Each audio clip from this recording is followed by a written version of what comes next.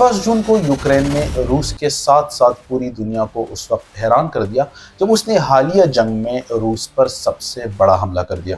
اس حملے میں 4 Russian year bases میں تقریباً 41 اسٹریٹجک بامرز یعنی جنگی جہازوں کو ڈرونز کے ذریعے نشانہ بنا کر کامیابی سے تباہ کر دیا گیا۔ ایک رف ایسٹیمیٹ کے مطابق اس اٹیک میں رشیا کو $7 بلین کا نقصان پہنچایا گیا اور روس کی تقریباً 34% میزائل کیریئر جیٹس کو ہٹ کیا گیا۔ اچھا، یہ اٹیک اس لحاظ سے بھی بہت اہمیت کا حامل ہے کہ یہ کسی بارڈر ریجن میں نہیں ہوا بلکہ روس کے بہت سارے ڈیپ ایریاز کو نشانہ بنایا گیا، جیسے کہ فار ایگزامپل بیلایا ایئر بیس جو کہ یوکرینین بارڈر سے تقریباً 4300 کلومیٹر دور ہے کو نشانہ بنایا گیا۔ اس اٹیک کو آپریشن اسپائڈر ویب کا نام دیا گیا اور اسے یوکرین کی انٹیلیجنس ایجنسی SBU نے پلان اور ایگزیکیوٹ کیا۔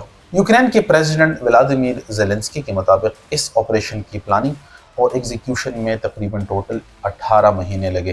یوکرینین سورسز کے مطابق اس اٹیک کی پلاننگ کچھ اس طرح ہوئی کہ سب سے پہلے تقریباً 117 FPV ڈرونز یعنی فرسٹ پرسن ویو ڈرونز کو رشیا کے مختلف ریجنز میں اسمگل کیا گیا اور پھر ان ڈرونز کو ٹرکوں کی مدد سے رشین ایئر بیسز کے نزدیک کے لوکیشنز میں پہنچایا گیا۔ یوکرینین ایجنٹس نے ان ڈرونز کو بہت پہلی ہی AI الگوریدم کے ذریعے ٹرین کر لیا تھا تاکہ یہ رشین ایئر بیسز پر کھڑے ہوئے ٹارگٹ جیٹس کو آئیڈینٹیفائی اور ٹریک کرنے کے بعد تباہ کر سکے۔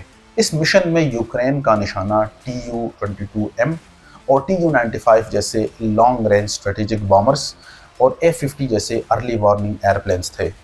یہاں پر اب حیرت کی بات یہ ہے کہ اس مشن کے لیے یوکرین نے جو اپنا روس میں کمانڈ سینٹر اسٹیبلش کیا تھا وہ روس کی پریمیئر انٹیلیجنس ایجنسی FSB کی بلڈنگ کے بالکل نزدیک تھا۔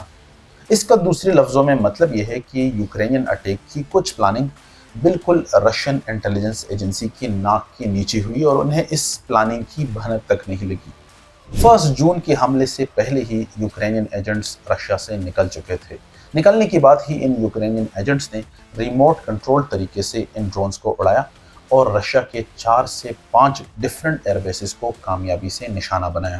اچھا، اس اٹیک کی سب سے منفرد بات یہ ہے کہ یہ یوکرینین ڈرونز جو اس حملے میں استعمال ہوئے کچھ زیادہ سوفسٹیکیٹڈ بھی نہیں تھی، مطلب یہ ایک ڈرون کی قیمت چند $100 سے زیادہ نہیں تھی، لیکن پھر بھی ان سستے ڈرونز نے روس کو تقریباً $7 بلین کا نقصان پہنچا کر پوری دنیا کو حیران کر دیا۔